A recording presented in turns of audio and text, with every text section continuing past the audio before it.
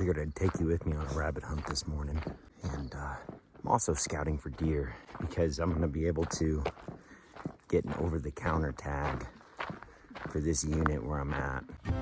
Hi everybody, I'm Emily and this is my husband Dan, and we live off-grid with our 2-year-old in the high desert in Arizona, surrounded by pinyon pines and junipers. Subscribe and follow along as we build our dream homestead. I got within, I'd say, probably like 30 feet of a deer on 2 different occasions. I walked right up on 2 of them, bedded down. I'm gonna have to find one that's antlered though, because neither of them were antlered.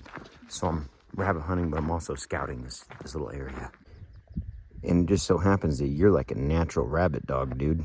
Don't even have to train you for nothing. Just in his blood. This guy's a fantastic rabbit dog, dude. Look, there he goes. He's got one already. So pretty here, dude. Super pretty.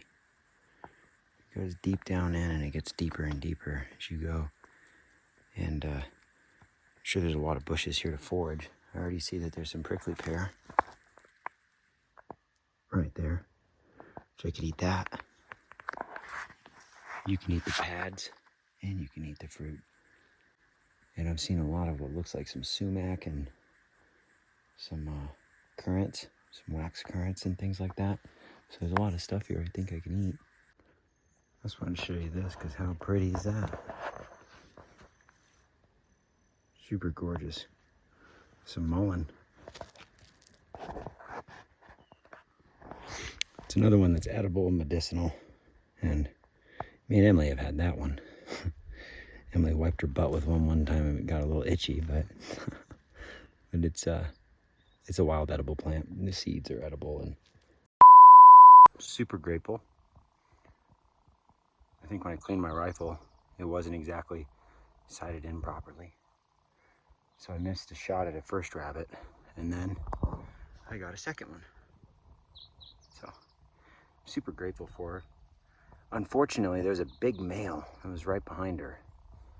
And I didn't see the male, I just saw her up first, and so I took my shot, you know, because with rabbits, you gotta take your shot quick, dude. Because if they see you and they hear you and they decide that they don't like you, they're gone, man. They're gone.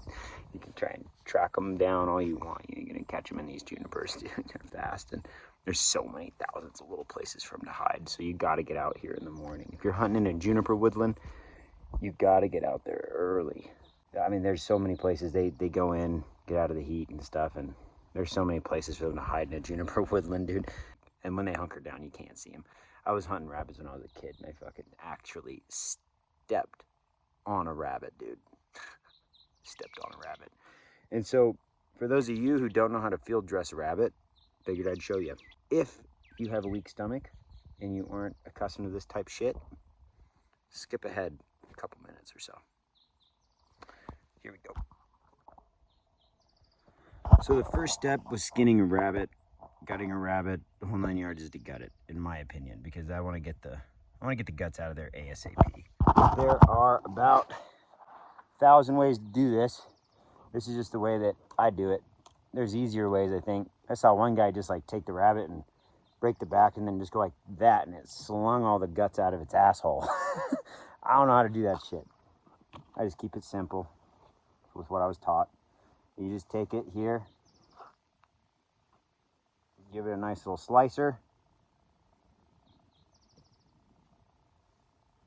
Try not to rupture the guts if you can with any animal. Make sure your knife's sharp, that helps you a lot. I just cut them open right down the middle.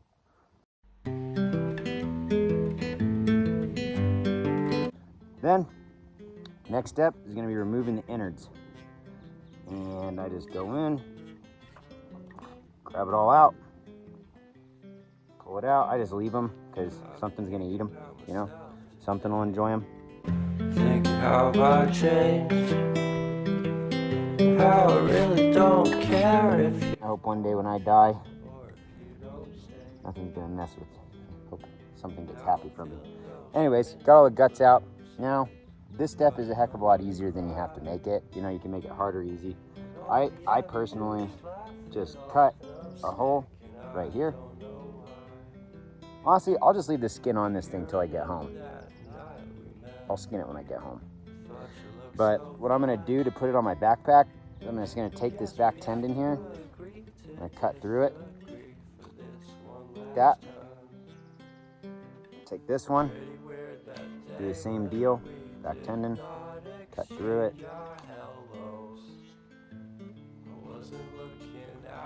Now it makes a nice little thing that I can just loop my shit through, carry it on home.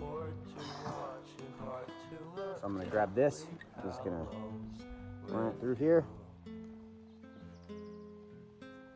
I'll have to spray off my backpack when I get home. Boom. Nothing like it to help get the blood and the dirt off the rabbit, the hair, fur, all that. Honestly, I think it works even better than water sometimes is when you use dirt, dude. I'm losing vision in my left eye. It's already pretty much gone almost. I could see enough. I can see enough to like not step on shit, you know? But God, it's so stupid how it happened, dude. I got some sand. Got some sand in my eye. I was doing a nighttime land navigation, trying to earn my expert field medical badge. I was in the Army in Kuwait. I was out in the desert, and it was nighttime.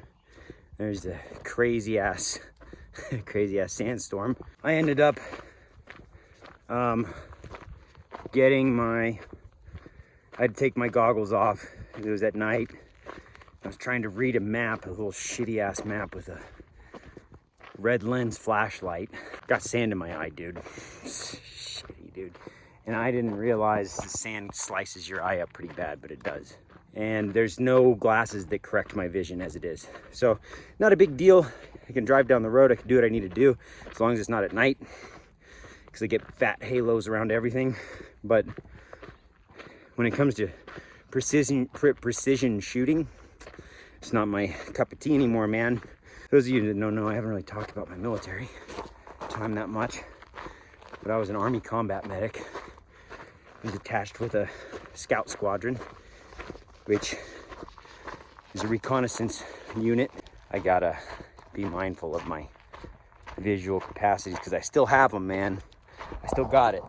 As you can see, when I aim down the sight posts, it's blurred. I have two of them. I have to close my left eye. If you're new to shooting, you should be shooting with both eyes open. If I close that left eye, the blur is still there, but it's not nearly as prominent. Here, I make a slit right there in the back, and I just rip it. Rough.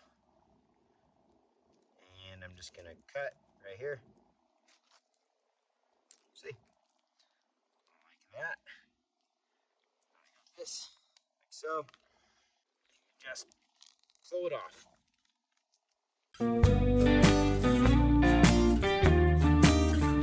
This next part, I just take it right here at the joint and I snap it at the joint.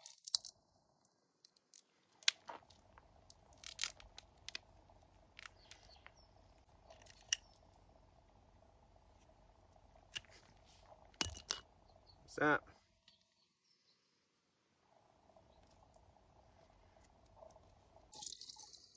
And it's a good rabbit, dude. I decided to share a little bit about why I love this lifestyle so much. But my mom loved the outdoors. And she was a single mom with me, but like we went hiking, man. We went identifying animals. Like we spent time fishing, man. She was great at fishing. And but she wasn't into hunting. Basically her brother used to he would kill cats and like force them to watch and shit. Like he was like kind of a psychopath. My mom is dead now too. My dad passed away when I was younger. My mom hung in there. She was fighting it out with cancer for a lot of her life, man. Like she went into remission for 18 years and just bust her ass trying to fight that shit. And she did until I graduated college. She gave me a love for the outdoors, man, a lot. And then that grew even more And hunting, honestly, is bringing me back to my childhood so much. I worked on a big 12,000 acre ranch, some 1,000 acres like that, you know. I was a little trailer park boy, bro. Like, I'm just a trailer park boy. And like, I would go and I would walk out of the trailer park and walk up through the fields and stuff to their house, and me and my cousin, we'd go hunting, and his dad, Mark, was his name, taught me how to hunt, you know, and took that time with me to like teach me how to shoot, teach me how to hunt, took me out killing rabbits, took me out on an elk hunt. That bred me into loving hunting, dude. And so I would go all the time with my friends. I would go hunting pretty often. Look who's up. How's the rabbit coming along? It's already cleaned and ready. Is it? It is.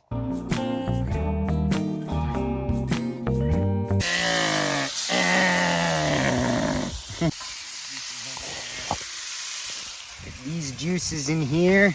You open up that lid, honey. Mm-hmm. Oh, yummy. You playing in the dirt? As you can see, getting it nice and browned up on the outside. You don't want to cook it too long on here though, because honestly, you just want it browned on the outside. You don't want to cook. Simmer with some salsa, some barbecue. Simmer for 3 hours after I brown it with some onion powder and some salt. And let it simmer for 3 hours, and then it should be fall off the bone. We'll clean it all up and we'll turn it into barbacoa. 2,000 years later. Some pickles and some Tabasco.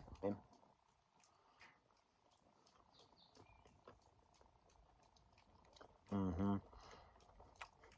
Hell yeah, bro. Hell yeah, bro. It's really good. Really good. It's the first time I've ever had it not in a stew or a jerky. So.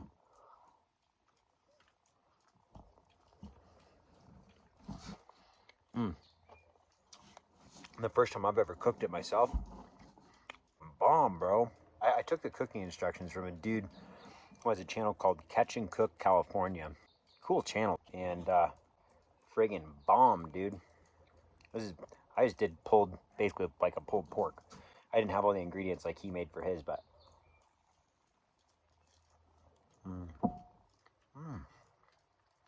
bro, dude, it's so good. Not very gamey, and amazing, dude. Thank you to these rabbits.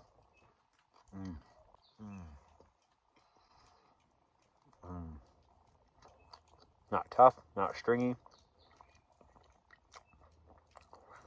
Just type in Catch and Cook California Jackrabbit. And he does like a carnitas style, like Mexican dish, dude, and it looked good. Peace. Stars shine.